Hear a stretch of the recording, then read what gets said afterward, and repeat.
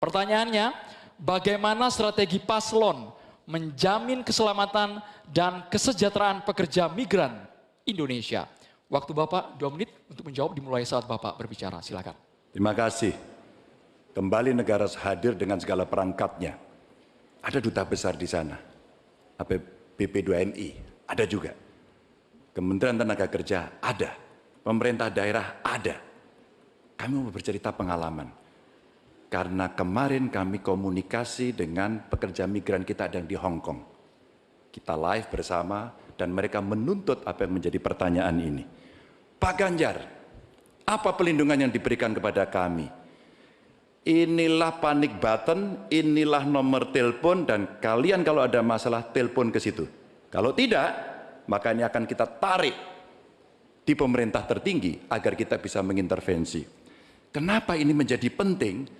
Masalah-masalah yang mereka hadapi, satu, mulai mereka berangkat legalitasnya mesti beres. Mulai mereka berangkat kita sudah harus tahu skillnya apa. Mulai mereka berangkat apa yang ada dalam kontrak kerja. Kita pastikan semuanya. Dari kementerian yang ada, lembaga yang ada, itulah kontrol dilakukan. Kenapa saya bicara sampai mesti ada tempat melapor, duta besar yang aktif agar kita bisa melindungi segenap bangsa Indonesia dan seluruh tumpah darah. Warganya dimanapun mesti dilindungi. Dan dari sinilah pengalaman kami pernah membebaskan beberapa pekerja yang bermasalah, baik di Arab Saudi, di Sudan, terus kemudian di Kamboja, yang mereka terindikasi TPPO. Maka ketika kemudian melihat seperti ini, tindakan tegas adalah dari pemimpin tertinggi. Pengalaman saya jadi gubernur. Maka yang saya telepon adalah Menlu, yang saya telepon adalah duta besar, dan bagaimana kita beraksi agar kita bisa menyelesaikan persoalan itu. Komitmen ini tidak terlalu sulit.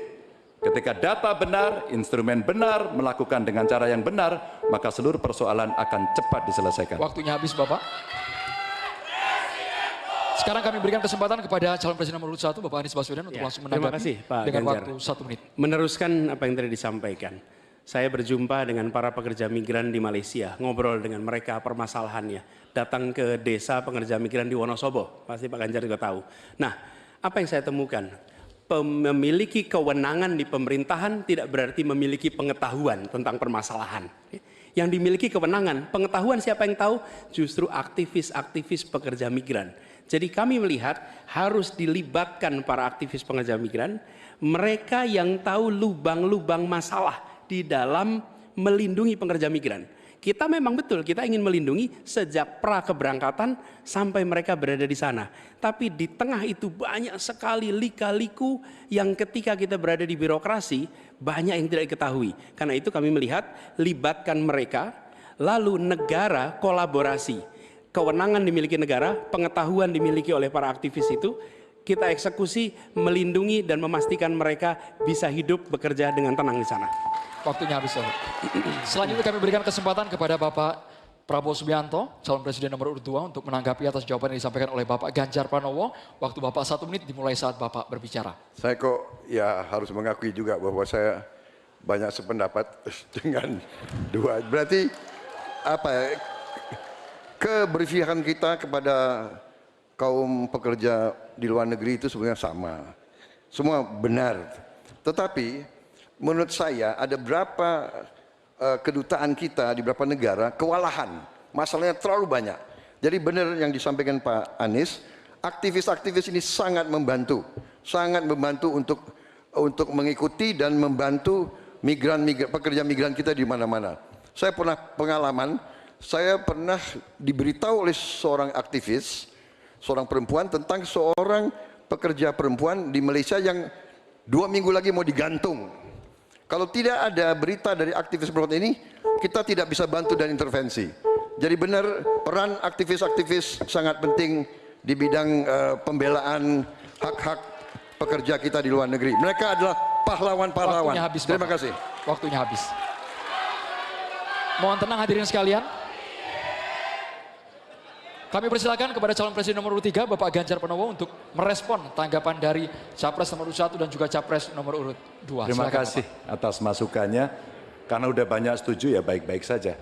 Tapi kita mesti memberangkatkan mereka dalam kapasitas secara legalitas dan keterampilan yang baik. Yang berikutnya lagi tentu saja, kalau sudah kasus, namanya kasus, semua bisa terlibat. Gunakan teknologi informasi, gunakan medsos, maka kenapa kemudian dalam pengalaman kami, seluruh kepala dinas Anda harus punya medsos. Disitulah orang sebenarnya bisa menyampaikan secara cepat.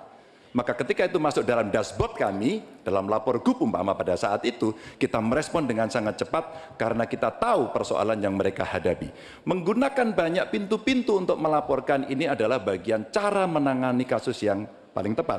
Tapi mencegah itu jauh lebih baik dengan sekali lagi legalitas, keterampilan, kontrak, dan memberdayakan seluruh aparatur termasuk pemangku kepentingan dan aktivis kalau Mas Anies tadi sampaikan. Saya kira itu cara yang cukup komprehensif untuk merespon persoalan PMI. Waktunya habis Bapak. Oke. Sekarang boleh saya kasih waktu untuk berikan tepuk tangan bagi ketiga calon presiden. Silakan. Ya. Baik, dan juga kami mempersilahkan Capres untuk kembali duduk ke tempat masing-masing. Hadirin